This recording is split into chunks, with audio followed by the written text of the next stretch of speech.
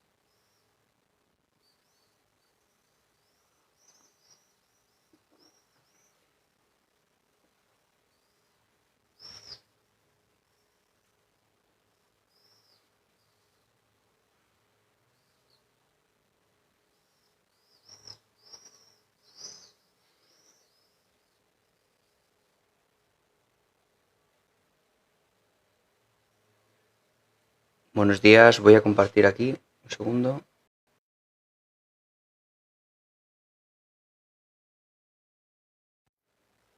Vale.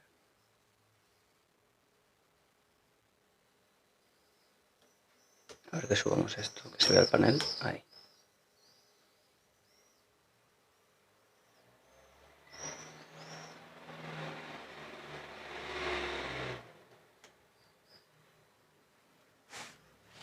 Hola, buenos días, Leonesa. Hola, Teresa, ¿qué tal?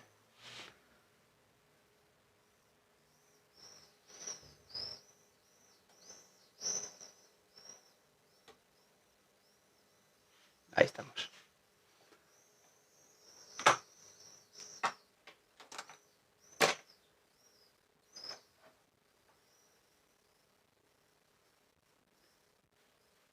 Bueno, pues estamos ya acabando la semana. Mañana espero poder conectarme porque tengo ahí un paciente en duda. No sé si podré al final conectarme a las 10, pero imagino que sí.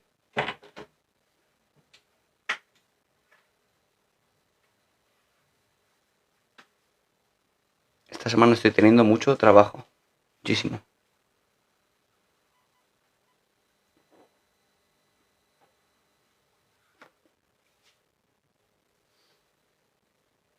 ¿Por qué está esto tan alto? Ahí, mejor. Así, y un poco para acá. Ahí. Que se vea mi micro retro.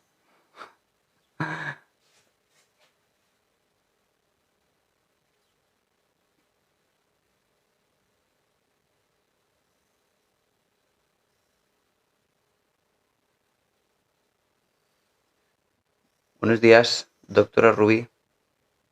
Hola, gato loco.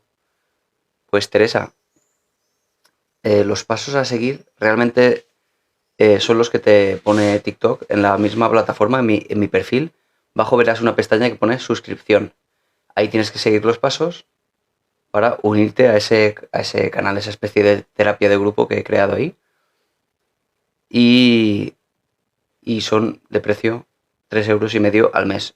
El proceso, como es un proceso interno de TikTok, tampoco lo conozco realmente. Pero vamos, que básicamente es, imagino que poner tus datos y incluir, me parece que te piden una tarjeta. Pues como cualquier pago, imagino. Me vienen pensamientos de morir, no tengo ilusión por nada. ¿Alguna vez nos has contado, Leonesa, esta situación?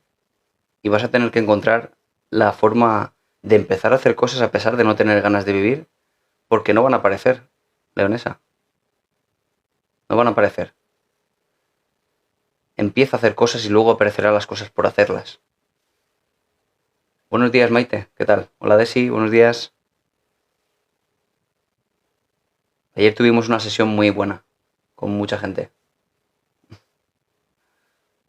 Mucha gente para los que solemos ser, Maite. Que a veces hemos sido tú y yo. Pero estuvo muy bien, yo creo, ¿Cómo elegir un buen psicólogo? Buena pregunta.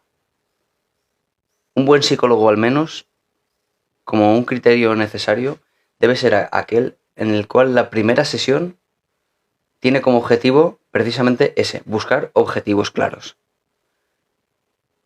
Es decir, que marque una línea de actuación y que tenga un límite de tiempo. Que no sea aquel contenedor donde soltar todos tus problemas o preocupaciones y sencillamente el hecho de decir y decir y decir y sesión tras sesión durante meses y durante años, como por ejemplo ocurría en el psicoanálisis. Los psicólogos nos basamos siempre en objetivos. Y teniendo claro cuáles son los objetivos, ya a partir de ahí empezamos a trabajar utilizando técnicas específicas. Pero si un psicólogo acudes a la primera sesión y ves que no te define esos objetivos, por cierto, este proceso lo llamamos alianza terapéutica, el buscar esos objetivos y estar de acuerdo los dos, digamos, a saber en qué dirección vamos los dos, porque perfectamente puede el psicólogo proponerle, oye, ¿qué te parece si buscamos esto? Y el paciente decir, no, eso a mí no me solucionaría el problema. Te pongo un ejemplo. Luli, alguien que tiene ansiedad y además, hola Mar, buenos días. ¿Qué tal? Y además de tener ansiedad, pues no sé, tiene insomnio, no puede dormir bien. Y el psicólogo, después de esa primera sesión, le dice que, bueno, pues, buenos días, mamen, que dado que la ansiedad es una emoción y dado que el insomnio se ve afectada por la ansiedad, es decir, preocupaciones durante la noche, por lo tanto, una posible solución a este problema es que aprendas a gestionar tus emociones. ¿Eso solucionaría el problema? Sí, porque si gestionas tu ansiedad, no tendrás ansiedad y por lo tanto tampoco tendrás insomnio, porque seguramente cuando entras en la cama empiezan las preocupaciones relacionadas con la ansiedad y te activan. Por lo tanto, tendríamos claro cuál es el objetivo. Esa sería la forma razonable de intervenir, poniendo objetivos claros desde el principio. El que no te los ponga, algo está pasando ahí. No se puede ir tirando. Y ya está.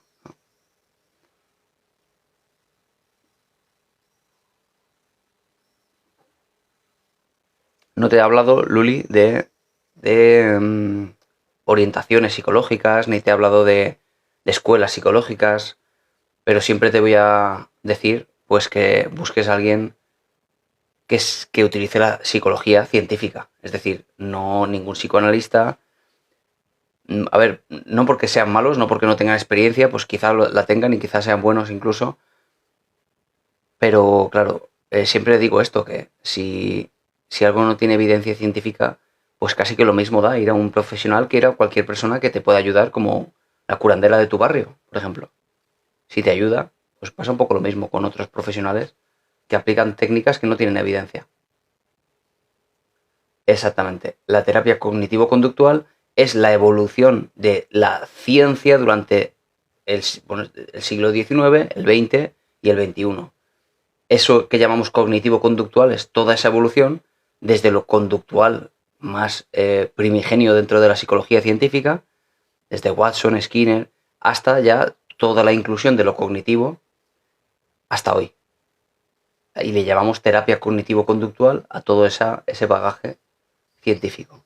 Y es lo que se estudia en cualquier carrera en todo el mundo de psicología, excepto en muy reducidos países que se centran por alguna razón más en el psicoanálisis, como es Argentina. El resto, en cualquier formación universitaria de psicología, van a estar en torno siempre a la cognitivo-conductual.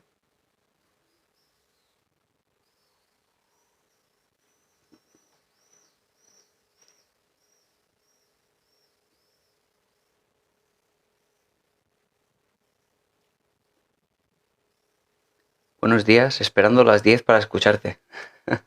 Qué bien, Isabel. Me alegro. Me alegro de que te guste. Que te gusten mis apariciones, porque al final, pues esto me supone a mí un gasto de tiempo. No de esfuerzo, porque estoy aquí muy a gusto, pero bueno, de tiempo. Y como esto para mí es un compromiso, pues yo lo voy a seguir haciendo. Y hablando un poco de lo que mencionaba antes Leonesa, ¿habrá veces que no tenga ganas? Pues sí, claro. Pero yo lo hago igualmente. No se trata de tener ganas para empezar a hacer cosas. Es que no funciona así. En absoluto. No podemos ser hedonistas. en el sentido radical. No podemos guiarnos y motivar o movernos por la motivación. No podemos estar basándonos en lo que nos apetece o no nos apetece. Para algunos temas de ocio, quizá. Pero desde luego, si nos rigiéramos solo por lo que nos apetece, pues comeríamos hamburguesas todos los días, quizá, o pizzas. Debemos comprometernos con cosas, debemos hacer muchas otras por disciplina, por hábito. Pero moverse por motivación tiene ese problema, que es que cuando la motivación desaparece, si no has generado estructura antes, ya dejas de hacer cosas. No puede ser. No puede ser la guía de tu conducta. Es decir, Leonesa, si no tienes ganas de hacer nada por tu estado de ánimo, hazlas sin ganas. Verás los cambios, verás la evolución en tu estado de ánimo solo por empezar a moverte. Y lo verás además rápido.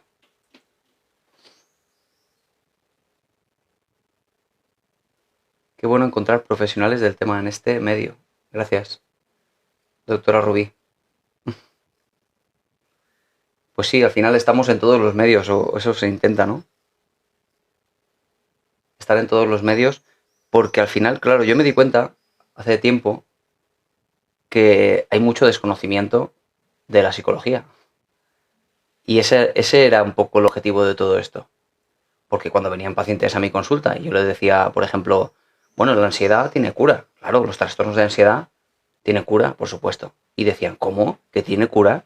Si yo llevo años con ansiedad y pensaba que no tenía cura. Bueno, pues el objetivo también es desmitificar todas aquellas creencias que uno va desarrollando respecto de la psicología y de muchas cosas. Y incluso que el psicólogo es aquel que trata solo a locos, cosas así, ¿no? Mitos que alejan un poco la psicología, que es esta ciencia de la conducta, y la separa un poco de la calle. Y al final se queda como una especie de altar ahí en los estudios científicos, cuando en realidad debería de estar, pues eso, a pie de calle, ¿no? Que cualquiera pudiera preguntar y desmitificar esas creencias que tiene, ¿no? Y esa fue mi intención y aquí estoy todavía. Y como decía, que a veces no tengo ganas, a veces estoy cansado, claro, pero no importa. No se trata de eso, de tener siempre ganas. Los años de carrera que nos pegamos no es en balde, claro. Hola Julio, ¿cómo vais? ¿Cómo vas? Soy nuevo por acá. Pues bienvenido. Espero que estés a gusto. Aquí puedes preguntar lo que quieras sobre psicología.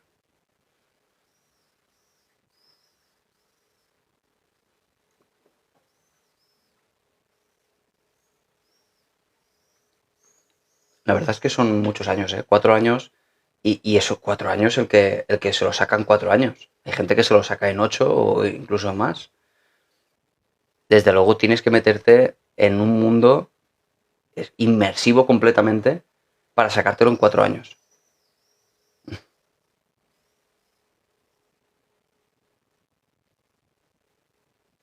Estudiamos con mucho amor y cariño para ayudar.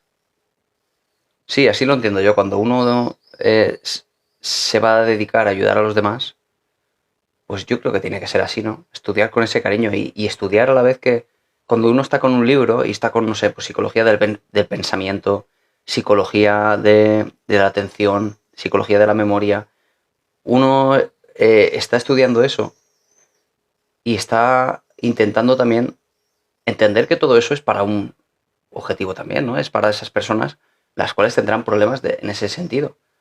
Que no es sencillamente estudiar para un examen.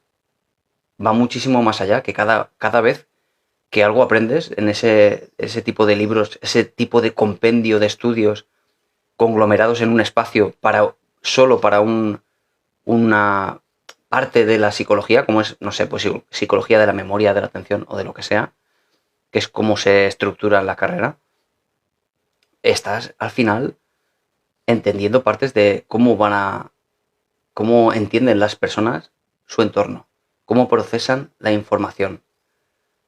Así que no es solo estudiar para un examen, desde luego. Va a ser tu bagaje el día de mañana para poder tratar la complejidad humana. Y que me quedo corto si digo complejidad. Y todo el que trabaje con personas lo sabe.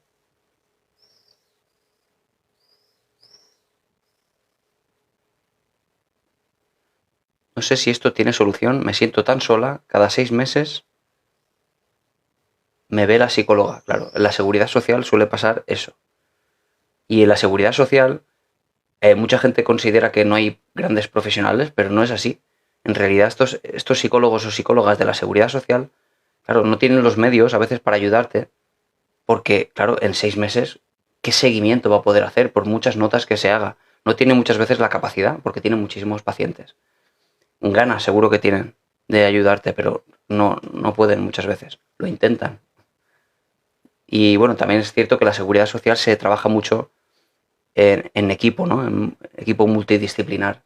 Trabaja el psicólogo con el psiquiatra, en fin, con terapeutas ocupacionales, con todo, ¿no?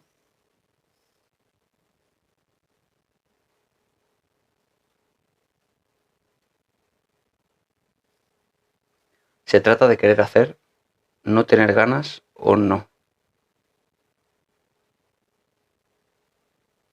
Se trata de querer hacer. Uh-huh.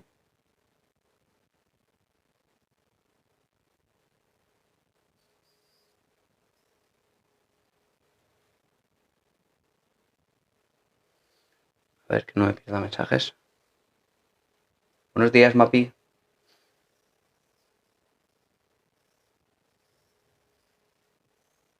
Pues no he dormido nada, Julio.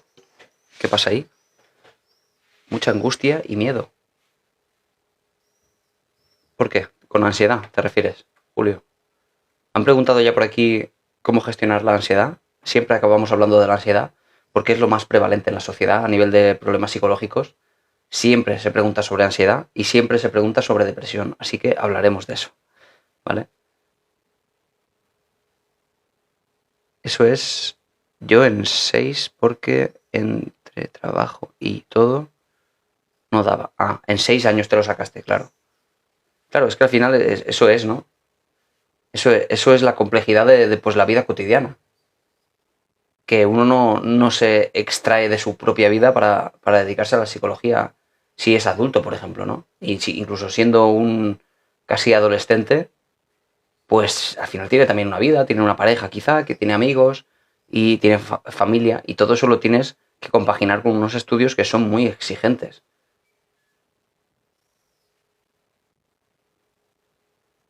Mi hija lleva ya años con el psicólogo y no veo mejoría. Ahora el psiquiatra quiere darle litio. Tiene, imagino, bipolar, ¿no? ¿Verdad? Isabel Vidal. Tiene trastorno bipolar. ¿Es eso, Isabel?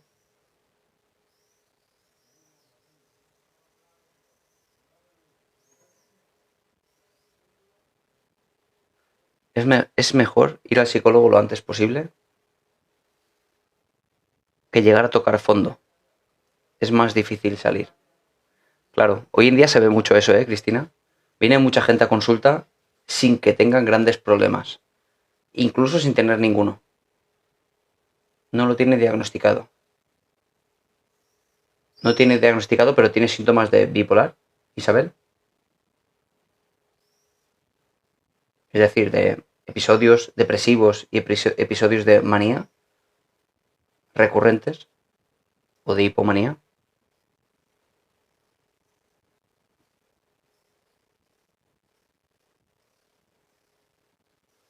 Hola, ¿puedes hablar del TDA combinado en adultos? Gracias. Sí, de depresión vamos a hablar seguro. A ver, el TDA en adultos ocurre que el TDAH, el que es, no conozca el término, el trastorno por déficit de atención e hiperactividad, que solo existe el TDAH y en ese TDAH pues está el tipo 1 o el tipo 2. Al final el TDAH siempre incluye un poco de los dos. Vale, Isabel, ahora te comento. Siempre incluye un poco de los dos. Al principio, cuando uno tiene TDAH, el tipo nervioso o impulsivo, es muy nervioso porque tiene el córtex prefrontal con una menor funcionalidad, menor activación dopaminérgica. En el área prefrontal, que es esta parte de aquí, relacionada con el control incluso inhibitorio del resto del cerebro. La parte motora está justo aquí en el centro, donde tengo yo los cascos puestos.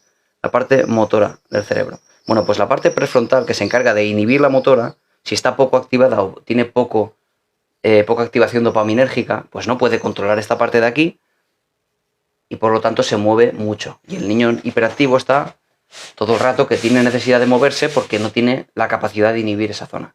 Cuando un TDAH toma un estimulante, como una cafeína o lo que luego con el tiempo acabó siendo anfetamina, o luego un derivado como la atomoxetina o el metilfenidato, bueno, lo que hace es que activa la zona dopaminérgica por aquí, se toman este tipo de estimulante y al activar esta zona de aquí más, es capaz de inhibir esta de aquí, que es la motora. Por lo tanto, deja de moverse tanto. Es una paradoja tomar un estimulante, un TDAH, ¿verdad? Pues es así. El caso es que cuando uno se vuelve adulto, normalmente los síntomas de hiperactividad van reduciéndose, pero no los de inatención, con lo cual un poco pasan inadvertidos. Pero la inatención, a no ser que se trabaje, no mejora con la edad. Si se trabaja, sí puede mejorar con la edad. Porque al final importa menos de dónde partas, importa del trabajo que tú le hagas a esa capacidad de la atención sostenida, en fin, de todo del foco de atención, etcétera, todas las partes de la atención. Buenos días, Noé. ¿Qué tal? Ayer me gustó mucho la sesión que hicimos para suscriptores. Estuvo súper bien.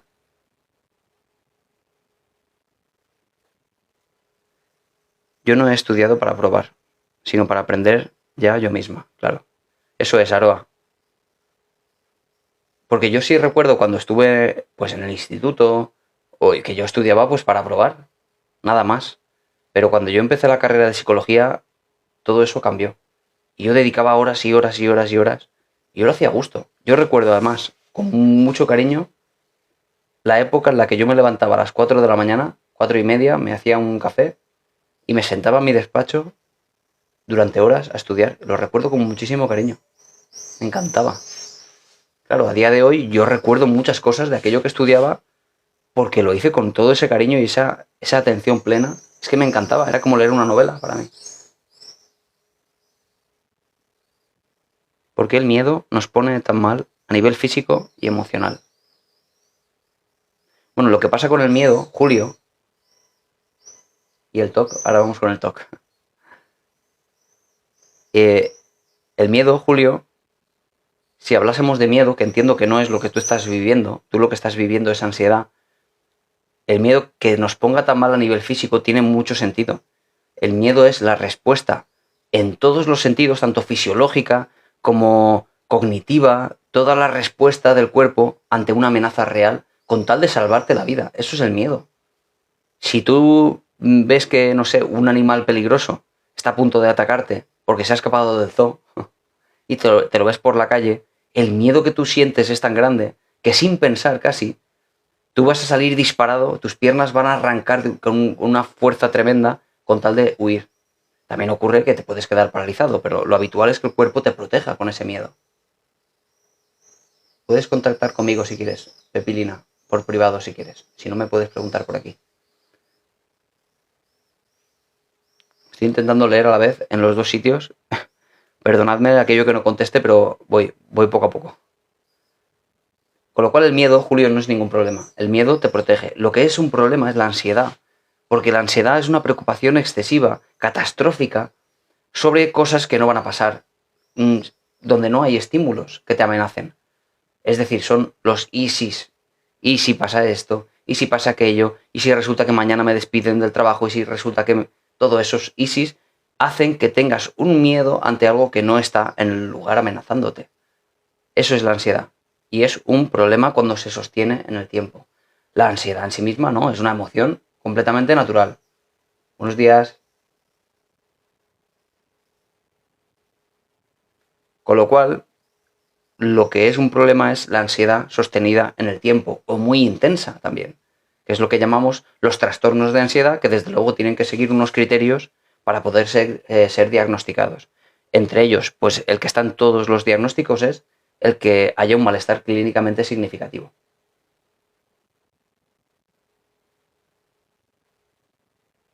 Gracias, Ade. A ver, voy con el TOC, que han preguntado varias veces por aquí. A ver, en un directo hice un vídeo. No, hice un vídeo no. En un directo lo que pasa es que de ahí extraje el vídeo. Hablamos de esto, de qué es el TOC. Por no repetirme un poco, os convino a los que estáis aquí preguntando por el TOC que busquéis el vídeo, que como digo es un extracto de un directo, de por qué viene el TOC, cuáles son las causas conductuales del TOC. Pero muy resumido, es que si algo te preocupa, como digo, relacionado con la ansiedad, algo te preocupa sin que haya probabilidad de que ocurra, como explicaba en ese vídeo lo de comprobar el gas, ¿no? Es una típica, ¿no? O lavarse las manos por una enfermedad. Si haces eso, tienes ansiedad, dices, tengo que comprobar a ver si lo he cerrado o no lo he cerrado. Así que vas, lo compruebas, lo apagas, dices, sí que estaba cerrado, con lo cual has sentido alivio. Así que la próxima vez que vuelvas a verte en la misma situación, tu cuerpo te da otra vez más ansiedad, a no ser que vayas a comprobarlo. Se va generando una respuesta condicionada de siento ansiedad por ir a comprobarlo y solo siento alivio en el caso de ir a comprobarlo, ¿vale? La compulsión es una respuesta a esa obsesión, al pensamiento de ¿y si no lo he dejado bien, cerrado bien? ¿Y si explota el edificio? ¿Y si lo que sea? Y la compulsión es la conducta de ir a apagarlo. Y eso empieza a condicionarse y se convierte en un problema. ¿Qué hacer contra eso? No ir a comprobarlo. Tanto a nivel conductual, cambiar las cosas, como a nivel de pensamientos, aprender a gestionar esos pensamientos.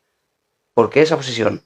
Fíjate, Danís, el porqué de esa obsesión es mucho más sencilla de lo que crees. La obsesión es un pensamiento intrusivo.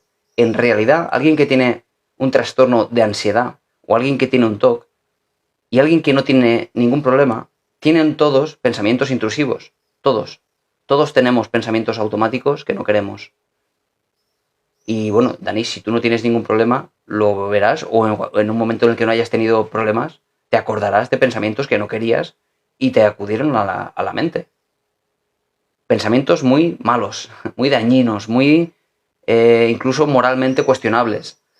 La diferencia es que las personas con TOC o las personas con ansiedad les prestan atención, les dan valor y eso abre las puertas a que les genere un síntoma físico de la ansiedad, una reacción fisiológica del cuerpo que responde a esos pensamientos. La persona que no tiene ansiedad piensa algo muy grave y dice, bueno, pero eso solo es un pensamiento, no es un hecho, no pasa nada. Esa es la diferencia. La persona con TOC dice, tengo que ir a comprobarlo, tengo que ir, y si pasa esto, y si pasa aquello, cuando en realidad solo es un pensamiento, ni siquiera un hecho. Y quitarle esa capacidad de quitarle, digamos, la importancia que le estás dando a los pensamientos. Sería lo que llamamos defusión cognitiva. Buenos días, Nati. Voy a seguir por aquí, ¿vale? Los que me quede por atrás. Vemos aquí mucha gente, ¿eh? 100 personas. Ay, perdóname que me acabe el café. No, ya no me queda. Ya no me queda café, vale.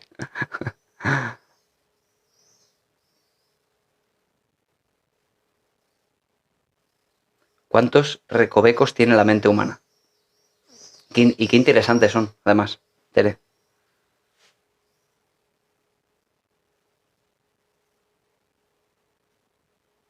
No siempre se puede hacer sin ayuda.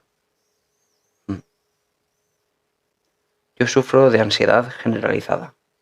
Julio, tienes un diagnóstico de ansiedad generalizada. Leonesa nos cuenta su experiencia en la sanidad pública y dice, quiero que me escuchen, que me entiendan, si no, ¿para qué ir?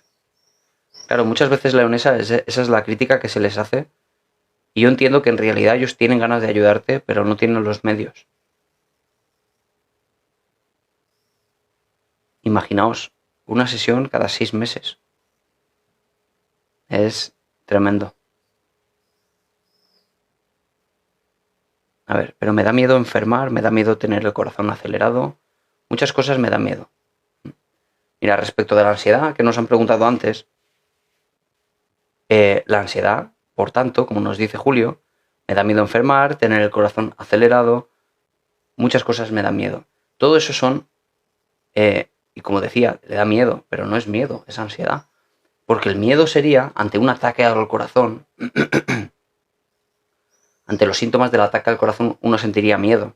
Un miedo ante algo, ante una evidencia, ante una amenaza. Pero el miedo a que me dé un infarto sin que te esté dando síntomas, pues ya es un miedo, es un easy. Y si ocurre esto, es un pensamiento que genera ansiedad. Claro, ¿cómo gestionar todo eso? Porque fijaos, cuando antes os he comentado una técnica específica, que es la difusión cognitiva, que es la forma de quitarle la atención a los pensamientos, quitarle la importancia, y esta metáfora funciona muy bien. Imaginarse los pensamientos casi como si fueran nubes en el cielo, y las dejamos pasar sencillamente, sin darles importancia.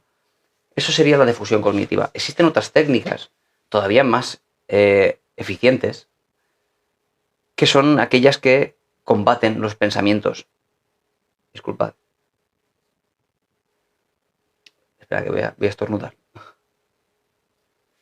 Aquellos pensamientos catastróficos se pueden contradecir, se pueden combatir con reestructuración cognitiva. Es decir, Julio, yo te pregunto, ¿cuántas veces en tu vida has tenido el corazón acelerado y no ha pasado nada?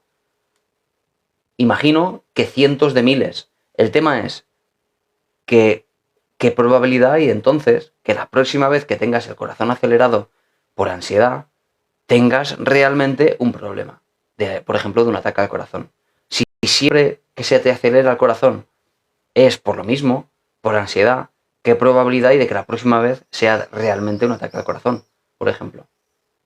Porque esos pensamientos son los que te están causando el malestar, no el ataque al corazón, que nunca ha llegado, entiendo, ¿no? Es decir, debes contraatacar esos pensamientos con alternativas de pensamiento más razonables. Eso es la reestructuración cognitiva. Hay un libro que se llama Tus zonas erróneas, que te cambia la vida. Sí, Mapi, yo he escuchado muchas veces eso, pero no es exactamente así. Mapi, no hay libros que cambian la vida. Lo que pasa es que es posible que un libro te cambie la vida a ti, pero luego ese libro se lo lee otra persona y dice, no me dice nada. Es así como opera, porque es algo muy personal. Pero no solo con libros, ocurre también con formas de intervenir un problema. Alguien utiliza una técnica, una herramienta específica para un trastorno psicológico, le funciona muy bien, y luego cree, exporta a los demás, incluso casi que impone a los demás, que esa técnica es la que funciona de verdad. Y a los demás les dice, lo que tienes que hacer es esto, porque es lo que funciona, pero no es así como funciona en realidad. Lo que funciona es algo también muy personal. Por eso, los psicólogos al final lo que tenemos es un amplio bagaje de herramientas para diferentes formas de procesar la información. Que una no funciona, vamos a por otra. Que otra no funciona, vamos a por otra. Hasta que algo empiece a cambiar. Porque siempre que tiene que cambiar algo. Algo tiene que pasar. Siempre hay algo que funciona. ¿No te quieres medicar, Julio? Pues no siempre es necesario. A veces es necesario si es muy grave. Pero no siempre es necesario medicarse, ni mucho menos. De todos modos, la evidencia científica dice que lo que más funciona para la ansiedad es la terapia psicológica. ¿Los fármacos funcionan? ¿Tienen evidencia científica? Sí, también la tienen. Por debajo de la terapia psicológica, y sobre todo que cuando reduces la dosis o desaparece el fármaco, los síntomas vuelven a aparecer, o habitualmente vuelven a aparecer. Con lo cual no has aprendido nada.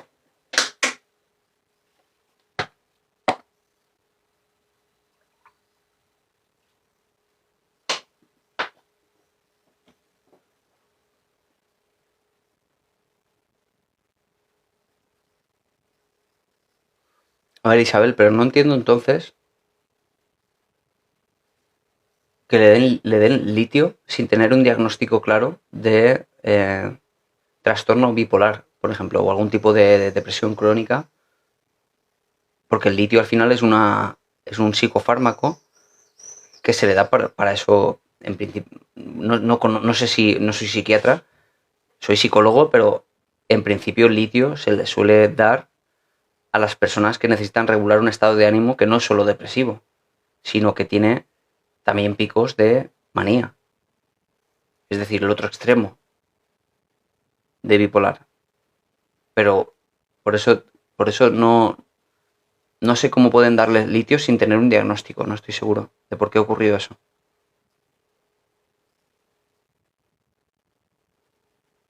Yo tengo apego ansioso en la pareja. Me gustaría tener apego seguro. ¿Cómo puedo conseguirlo, Fran? Tengo publicado una conferencia sobre el apego que te recomiendo. Lo tengo en mi canal de YouTube, lo puedes ver. Lo publiqué hace poco. Respecto a cómo conseguir lo que quieres, aquí hay algo interesante que resaltar. El apego ansioso o el apego seguro son cosas que se han creado muy tempranamente en la infancia y luego a razón de un montón de experiencias que ha ido, digamos, consolidando eso, ¿no? Eso es la manifestación de un problema que surgió hace mucho tiempo. Lo que pasa es que ahora se manifiesta pues en otra serie de síntomas. Entiendo que el apego ansioso a ti lo que te ha generado, porque es lo que pasa casi siempre, es una dependencia emocional hacia la pareja.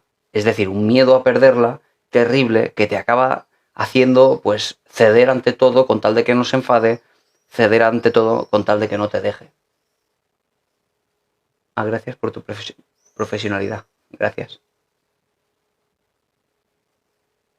La idea es, fíjate, Fran, que lejos de hacer alusión a conceptos abstractos y complejos de la infancia,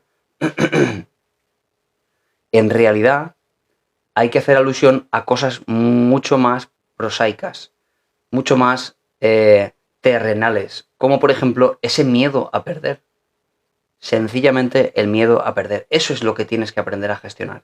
Porque si tú gestionas, y veis lo que os decía antes, de la importancia de encontrar cuáles son los objetivos, si alguien como Fran me llegase a mi consulta ante esta manifestación que me cuenta del apego ansioso y que incluso lo tiene ahora por la pareja, yo le diría, bien, tu problema y por tanto tu solución es el miedo que tienes a perder, en general, concretamente con la pareja.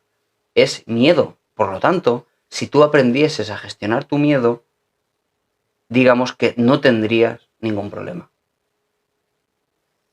Más allá de eso, por ejemplo, probablemente a causa del apego ansioso se ha generado una autoestima baja, débil, que de nuevo pues habría que trabajar, que sería quizá otra consulta. Los miedos llamados sutiles. ¿Qué son los miedos sutiles? No conozco ese término.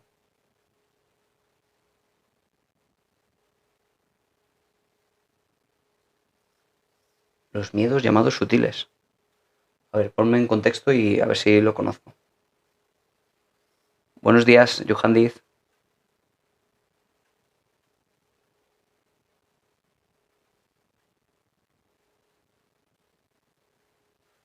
Mira, Nico nos plantea una pregunta que me parece muy interesante. ¿Esos que subyacen por debajo? Vale. Subyacen por debajo. No había escuchado nunca eso de sutiles. Vale, pero es que no eres demasiado consciente, ¿no? ¿Te refieres? Sí, pero al final, por eso digo que lo importante es, en este caso, la gestión emocional. En este caso está claro. Pero por eso muchas veces, no sé cómo te llamas, AUG, el trasto, muchas veces lo que hace el psicólogo precisamente es que ante la narrativa del paciente es el psicólogo el que ve dónde están esos problemas que el paciente ni siquiera ve. Y la idea es que, Ángela, vale, la idea es que me cuentas la historia y yo digo, entonces lo que a ti te pasa es que tienes miedo a perder a tu pareja, por ejemplo. Quizá la persona ni siquiera se ha dado cuenta de eso o no lo había reducido a eso. Claro, y en realidad tienes toda la razón. Quizás es un miedo sutil, como llamas, que no lo había visto así. Pero sí que hay miedos ahí que lo reducen todo a eso. A ver, decía que Nico nos plantea una pregunta interesante de, ¿está bien si voy y le miento al psicólogo? No sé si esto viene de antes, Nico. Creo que no. ¿Está bien si voy y le miento? Ah, vale, no había entendido bien. ¿Está bien si voy y le miento al psicólogo? A ver, Nico, no tendría demasiado sentido. Maribel, estamos hablando un poco de todo. Son preguntas que me van lanzando y voy respondiendo, ¿vale? Bienvenida. ¿Está bien si le miento al psicólogo? A ver, a mí alguna vez me han planteado preguntas del tipo, bueno, ¿y tú cómo vas a cambiar a los demás? ¿Cómo cambias tú a alguien? Es que yo si voy a una consulta, a mí tú no me vas a cambiar porque me digas 4 cosas. Claro, la idea es, tú acudes a un psicólogo y le estás pagando el precio a la hora que valga ese psicólogo. Tú vas a ir a un psicólogo a pagarle ese precio a la hora y no vas a cambiar nada. Eres tú quien va buscando ayuda. En realidad sí que puede un psicólogo cambiar a este paciente porque es el paciente el que quiere cambiar. Eso para empezar. Habitualmente cuando un paciente viene obligado por otra persona, como pasa con los adolescentes muchas veces, eso es, Rosa, solo si va obligado. O pues el marido de una mujer, la mujer de un marido, que vienen un poco obligados, entonces nada funciona igual. Porque van solo para que la persona que les obliga les deje en paz. Y eso hace que no funcione nada. Ahora bien, si por ejemplo Nico nos dice, está bien si le miento, claro, pero eres tú, Nico, quien acude a un psicólogo para que el psicólogo te ayude. Si tú no eres capaz de decirle la verdad por la razón que sea, muchas veces, y además es comprensible, ¿eh? Muchas veces es que te da vergüenza decir que no has hecho lo que te pidió, que te da miedo su reacción, que no quieres que te juzgue, que es vergonzoso, lo que sea. Yo entiendo que hay muchas razones para mentir porque la mentira está en la vida cotidiana de la gente y es completamente normal. Pero uno debe preguntarse si, ya que hace el esfuerzo de acudir a un psicólogo y pagar lo que vale, desde luego que tendría que decir toda la verdad, porque es para su ayuda. Ahora bien, Nico, en mi caso, concretamente en mi caso, yo no tengo tanto ese problema y no me las voy a dar de listo. Quiero explicar con argumentos por qué digo esto. Es que yo tengo un máster, soy especialista en comportamiento no verbal y detección de mentiras, que es como se llamaba el máster. Es decir, el comportamiento no verbal y todo lo asociado a la expresión facial de las emociones, a las microexpresiones y de cómo la mentira a través de la expresión emocional, de cómo uno a través de la cara expresa sus emociones, pues se puede detectar cuando uno está mintiendo. ¿Yo cómo aplico esto? Yo no soy policía ni me interesa la criminología, yo soy psicólogo y atiendo pacientes. Esto aplicado a una consulta, a mí me interesa mucho saber si aquello que yo le pido que haga lo está haciendo o no. Yo lo tengo que saber. Porque si no lo estás haciendo, no pasa nada, yo no te voy a echar la bronca, ¿no? No voy a decir, acabo de ver que no estás diciendo la verdad. Muy mal, lo has hecho muy mal. Evidentemente, no. Yo quiero saberlo porque le tengo que decir con toda la calma posible, con toda la empatía posible, le tengo que remarcar la importancia de que cumpla con aquello. Le tengo que hacer ver que eso es para su bien al final, ¿no? Y en el caso de que vea que no está funcionando, digamos, graduar mejor, hacerlo más fácil, reducir la intensidad, lo que sea. Pero tengo que saber para empezar si me está mintiendo o no. Claro, no todos los psicólogos, como nos mencionan por aquí, saben detectar las mentiras porque no se han especializado en ello. Porque la detección de mentiras es una ciencia complejísima, que se basa en expresiones faciales muy breves y no solo en, como habéis visto por ahí en algún vídeo, en que se toca la nariz o es que hace no sé qué con la mano. Eso no es así, es mentira sobre una mentira, no es verdad.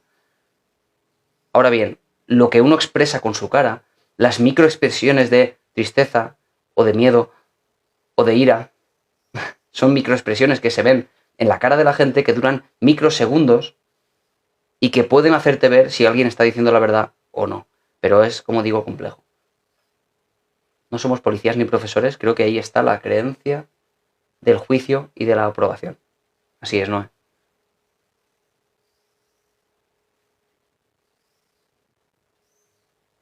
Primero quiere hacerle pruebas analíticas, ¿vale? Sí, primero quiere descartarlo todo, ¿no? Descartar cualquier tipo de problema médico. Buenos días, Claudia. Mi hijo toma el psiquiatra y terapia con psicólogo. Lleva unos días con más ataques de ansiedad. O sea que está en los dos. La Biblia a color. Está en los dos. Como decía, también se trabaja a nivel multidisciplinar y está muy bien eso, ¿eh? Siempre atendiendo también a la gravedad, ¿no?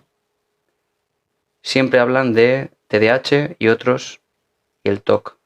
¿Qué es más extraño de ver? Hay pocos casos.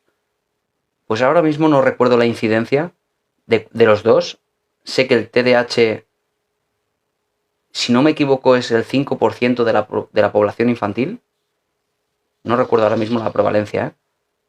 El TOC es menos frecuente que los trastornos de ansiedad. Los trastornos de ansiedad, lo que más, ¿eh? Los trastornos de ansiedad hablamos del 10% de la sociedad, ¿eh? Si los incluimos entre los depresivos y los de ansiedad, llegamos hasta el 20% de la población. El TOC es menos, no recuerdo el dato ahora. Hola, yo tomo Concerta. ¿Qué es Concerta? Ahora he llegado a tu comentario, Noé, de buenos días.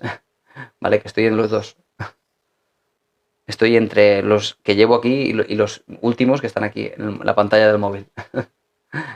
A ver, siempre hablan de... Vale, esto lo he leído. Mira, Jerupa le dice a Nico, ideal tirar el dinero es libre. En realidad, claro, si vas y mientes al psicólogo, por lo que digo, ¿no? Por un montón de razones a veces. Claro, es poco interesante ir y mentir a tu psicólogo. Gracias por preguntarme cómo estoy, Noé. Estoy muy, muy bien. Y por eso estoy aquí, porque estoy súper bien y súper a gusto, como siempre.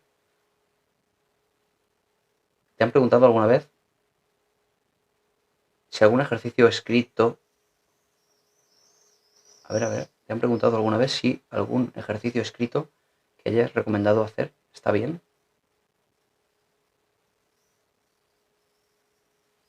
A ver.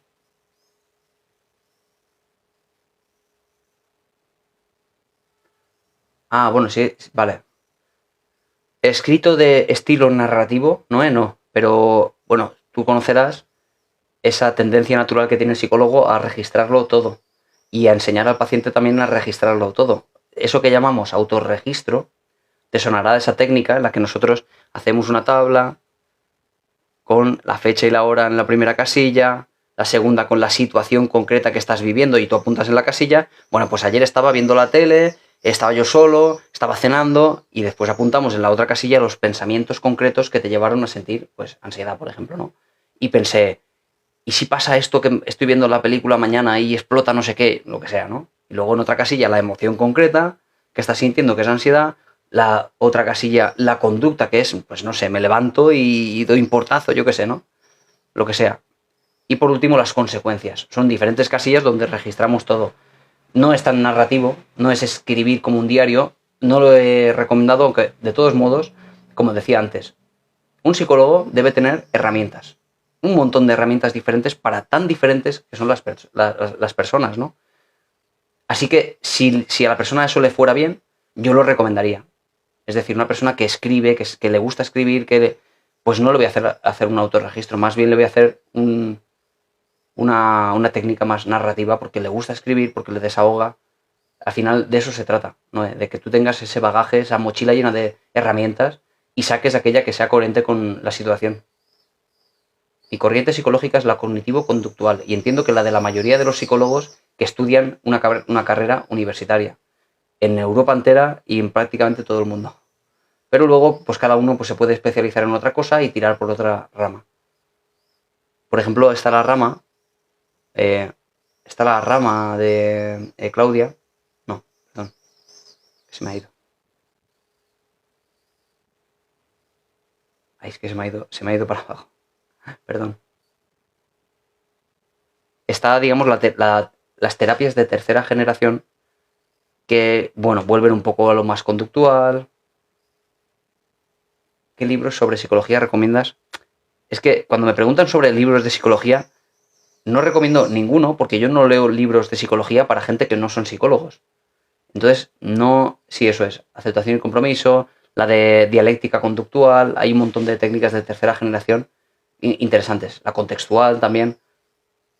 Libros de psicología para los que no son psicólogos no leo, solo leo libros de texto y estudios científicos. Entonces no recomiendo nada, es que no leo ninguno, solo leo libros de texto. Libros de texto, pues de este estilo. O sea, tochos, ¿vale? Gordos. A ver, te enseñaré alguno. Son menos 10 ya, madre mía. Estamos escampando ahora mismo. Tengo aquí, perdonadme, 97 mensajes sin contestar todavía. Voy poco a poco.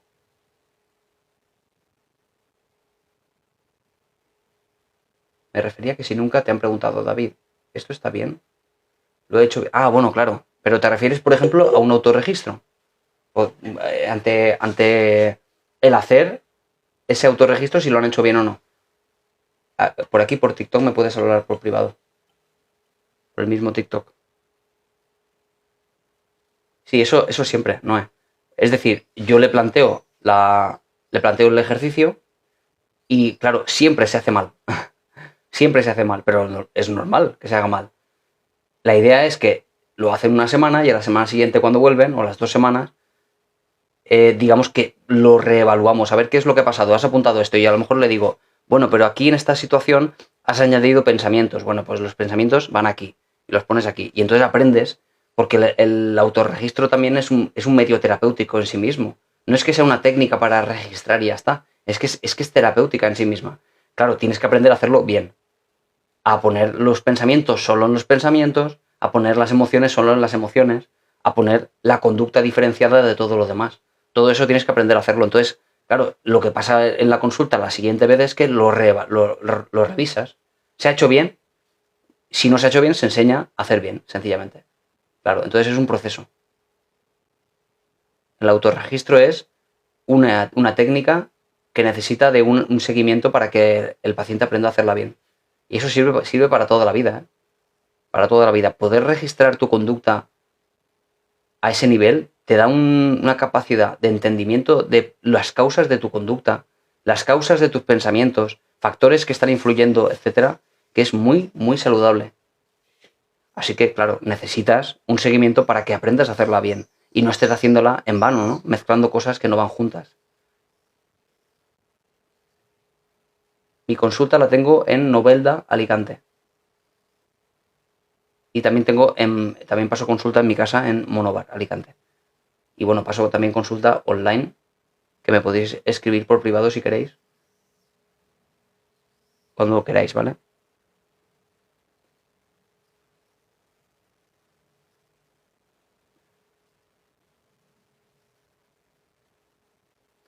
¿El miedo es producto de la imaginación de las personas? Yo creo. ¿Es correcto? El miedo no, Fran. Como decía, el miedo es una respuesta natural ante una amenaza concreta. Si me escribes por privado te lo comento, ¿vale, Susi? El miedo es una respuesta completamente natural, fisiológica, cognitiva. Es un proceso complejísimo e inmediato, Fran, inmediato, que no te hace reflexionar nada. Imagínate un coche que viene hacia ti, que casi que va a atropellarte, Fran. Tu cuerpo reacciona sin pensar. Se disparan los nervios y saltas con tal de que no te atropelle el coche. Eso es el miedo. Otra cosa es la ansiedad. La ansiedad es la preocupación sobre algo que probablemente jamás ocurra y que es excesivo, es catastrófico, es rápido. Sí, pero Omar, eso es, la fobia es ansiedad, pero específica ante un mismo estímulo siempre. Ante una araña, una cucaracha, una serpiente. Es decir, es ansiedad para una cosa específica. Esa es la fobia. La ansiedad, por ejemplo, en general sería preocupaciones, solo preocupaciones. Si hablásemos, por ejemplo, del ataque de ansiedad, sería todavía más concreto, que es el miedo al síntoma fisiológico de la ansiedad, es decir, a las palpitaciones, a las parestesias, esos hormigueos por el brazo, todo eso. Si hablásemos, por ejemplo, de agorafobia, estaríamos hablando del miedo a Ya me he precolegiado, muy bien. Muy bien, Noé. Si hablásemos de agorafobia, hablaríamos del miedo a salir a la calle, no tanto a salir a la calle, sino a volver a padecer un ataque de pánico en la calle y que no puedas escapar, que no haya forma de escapar de esa situación. Son diferentes términos que en realidad todos hablan de la ansiedad, pero ves que cambian cosas, cambian cuál es el estímulo. Ansiedad es cuando tu mente va más rápido que la vida. Bueno, pero tu mente puede ir muy, muy rápido y no tener ansiedad. Ángel, solo si los pensamientos son catastróficos y a futuro sobre cosas que crees que pueden llegar a pasar, pero que ni siquiera son probables, no sé, y te digo, pues tienes ansiedad porque tienes que ir mañana a la playa con tu familia y piensas que a ver si te va a morder un tiburón. Porque a lo mejor lo vistes en, no sé, en la televisión, porque en Australia apareció un tiburón y mordió a alguien. Y dices, pero esto no es probable. No es probable porque mañana vayas a la playa no te va a morder un tiburón. Pues eso sería ansiedad. Y bueno, y sobre todo es un problema cuando es constante y se alarga en el tiempo. Cuando es puntual no es ningún problema. De hecho, en sí misma la ansiedad es positiva, como todas las emociones. Si tuvieses un examen que realizar el día de mañana, el hecho de que puedas estudiar toda la noche sin parar es producto de la ansiedad y está bien. Esa energía extra que te aporta es lo que te permite estar tantas horas, porque eso, el miedo a suspender si no te esfuerzas, etc. Lo que es un problema es el trastorno de ansiedad, que es la ansiedad excesiva, sostenida en el tiempo. Eso es un problema.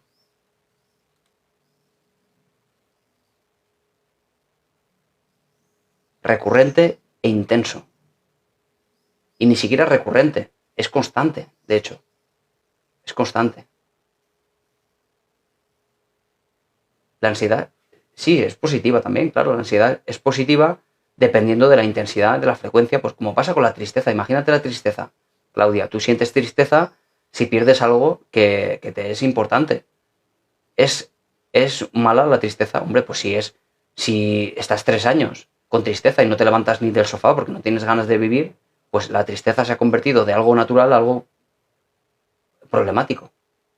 Y pasa con la rabia también. ¿Es buena la rabia? Claro, es buena la rabia porque si alguien se propasa contigo, le vas a poner límites.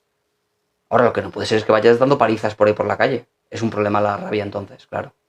Y con eso, como eso, todas las emociones. El asco, la vergüenza, la culpabilidad, tanto emociones primarias como secundarias. ¿Qué es sentirme que todo el mundo está en mi contra? Pues síntoma de problemas.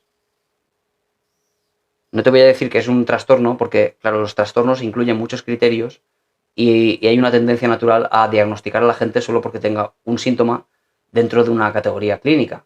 Eso es un síntoma de muchos trastornos, pero ningún trastorno se va a diagnosticar por un solo síntoma. Se requiere de que cumpla dentro de un criterio A un montón de subcriterios, que se cumpla el criterio B, que se cumpla el criterio C, etc. Con lo cual eso en sí mismo no es mucho, pero te va a causar malestar, desde luego. Y que sí que te diría, Susi, que evidentemente no estás en lo cierto. Que evidentemente es tu mente la que te lo dice, porque no puede estar todo el mundo en tu contra.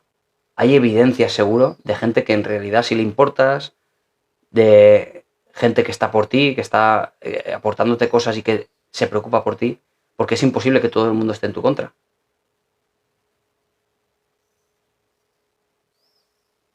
Vergüenza al decir a la psicóloga cosas muy personales de lo que te avergüenzas. Claro, por eso por eso decía antes que al psicólogo y a la psicóloga hay que decirles la verdad, porque entonces ¿cómo van a ayudarte? Y es parte del proceso que el psicólogo le aporte la confianza suficiente para que la persona pueda abrirse y decir lo que necesita decir. No solo porque se desahogue, sino por buscar soluciones a eso.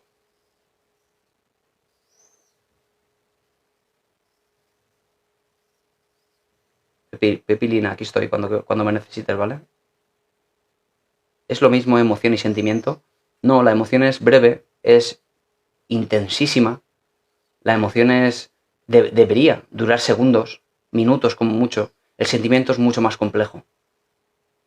digamos que el sentimiento ya es un conjunto de emociones básicas que duran mucho tiempo y pueden perpetuarse para toda la vida, de hecho. La diferencia, por ejemplo, pudiera ser esta, Ángel. La emoción de rabia ante una situación concreta, pues debería durar lo que dura, segundos. El sentimiento ya es otra cosa. El sentimiento ya es, por ejemplo, de odio, es el conjunto de rabia, de asco y de un montón de pensamientos negativos que se retroalimentan a sí mismos y que hacen sentir ya algo que se puede perpetuar durante, como digo, años incluso. Pero la emoción es súper rápida. Lo problemático y lo frecuente incluso es que una emoción se acabe convirtiendo en un sentimiento por una mala gestión.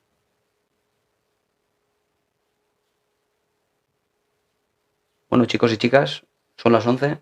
Yo estoy encantado aquí. Se me quedan, como siempre, incluso más, hoy muchos más que lo habitual, muchos mensajes sin contestar.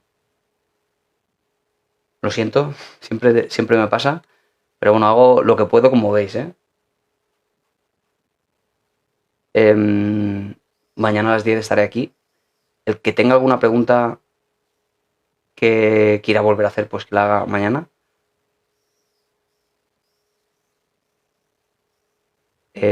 Pepilina, pero no puedes escribir, puedes escribir un privado, ¿no? Por aquí, por TikTok, donde pone mensajes, me puedes escribir. Gracias a ti, Ángel. Nati, muchas gracias por estar siempre por aquí. Gracias, Rosa, Elis, Mar, muchas gracias, Maite. Que por cierto, Maite y Mar, lo repito, son suscriptoras de un espacio de suscripción que tengo en TikTok, que bajo en mi perfil lo podéis ver, suscripción, si os queréis unir. Somos ahora mismo 7 y estamos haciendo un grupo en el que podamos hablar de los problemas de cada una y un poco pues hablar de posibles soluciones, de ir mejorando día a día en sobre todo ese centro, ese núcleo del grupo, que es la gestión emocional. Os lo dejo ahí, son 3,5 € al mes por si alguien quiere unirse. Y el que me quiera escribir por privado para una consulta online, pues ahí tenéis en mi perfil la pestañita de mensajes. ¿Vale? Y nada, me marcho que tengo trabajo en un ratito. De verdad, muchas gracias a todos por estar ahí y por acompañarme, que sois muchos y esto es una comunidad cada vez más, de verdad, más acogedora. Gracias, Noé. Mamen, muchas gracias también. Ade, muchas gracias por tus regalitos.